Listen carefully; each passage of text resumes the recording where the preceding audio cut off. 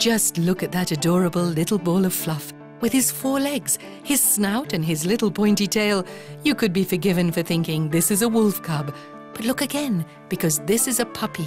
The resemblance is certainly striking, and to understand why, we need to take a trip back in history.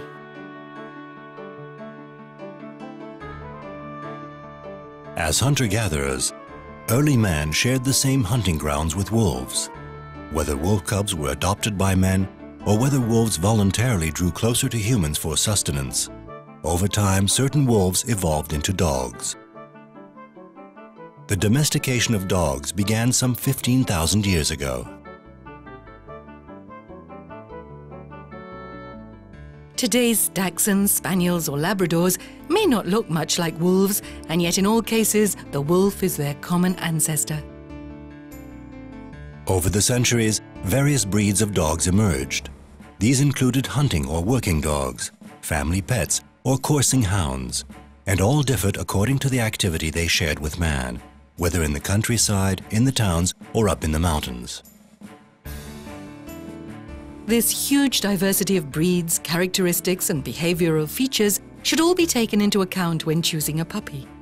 Broadly speaking, as a species, dog breeds can be broken down according to their original purpose, such as shepherd dogs, terriers, pointers, coursing hounds, or pets. Originally, virtually all dogs were hunting dogs. This might come as some surprise when we look at today's poodles or Yorkshire Terriers walking down the street. Would you believe, though, that the poodle gets its name from the duck, which it hunted so admirably in times gone by, while for its part the Yorkie was the valuable partner of many a Yorkshire poacher?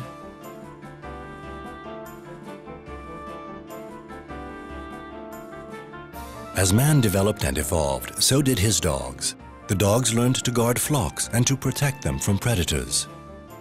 In a supreme twist of fate, dogs are today used to ward off their ancestor, the wolf. But before developing its capacities, a puppy needs to grow, to gain in strength, and to cut its teeth.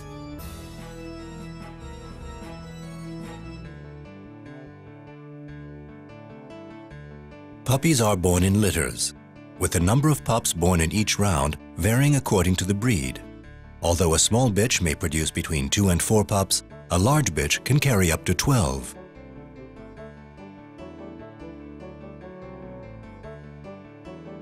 During the first 14 days of his life, the puppy is very dependent upon his mother. Luckily, his mother is always on hand to take care of him. She keeps him warm, licks him clean, carries him around, makes sounds to help him develop his hearing, and teaches him to communicate. She also helps him with his most basic bodily needs, as the young puppy is still unable to manage unaided. At this stage, the young puppy is still very limited in the range of things that he can do. He sleeps for around 90% of his time and drinks his mother's milk around 20 times a day. The bitch is generous when it comes to nourishing her offspring. During the 6-week lactation period, she can produce more than twice her own weight in milk. At between 2 and 3 weeks of age, the puppy starts to wake up, his eyes open, and his senses begin to operate. He sleeps less now, and at around 3 weeks old, he begins lapping. This is the moment to offer him something other than his mother's milk.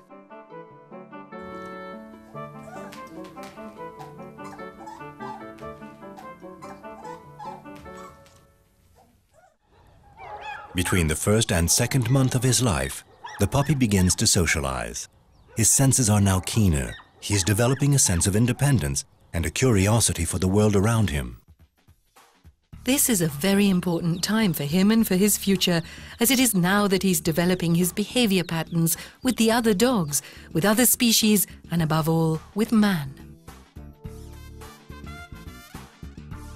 The puppy's growth is a crucial phase, both physiologically and in terms of behavior. It is during these first few months that the puppy gains the basics of a good education. While he is growing, the puppy is bursting with energy and curiosity. He explores new places, plays with the rest of the litter, learns a great deal from his mother and also from his master. His first activities are among the most fundamental in his life. He learns that he mustn't soil his basket and that he mustn't bite too hard. He discovers that certain interactions have a social purpose. Growling and barking are a means of warning, playing or expressing a need such as hunger. Putting his paw on the head of another puppy is a way of showing who's the boss around here. And if he wants to make peace with him, he needs to lick his chops.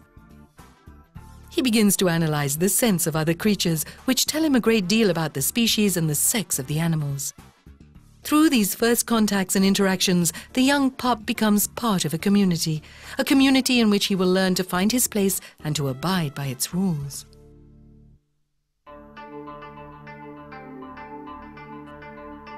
To begin with, he is essentially immunized by his mother. The puppy's immune defenses are dependent on the antibodies that she passed on to him when suckling him for those first few times just after he was born. At between 4 and 12 weeks of age, the level of original antibodies from the mother begins to dip below the protective threshold. During this vital period, the puppy is vulnerable to infection and needs to be vaccinated. The vaccines are administered in several stages and booster visits are necessary. The puppy's digestive system undergoes significant development during the weaning period. He gradually becomes able to digest cereals, such as rice, corn, and barley, but loses the ability to digest milk.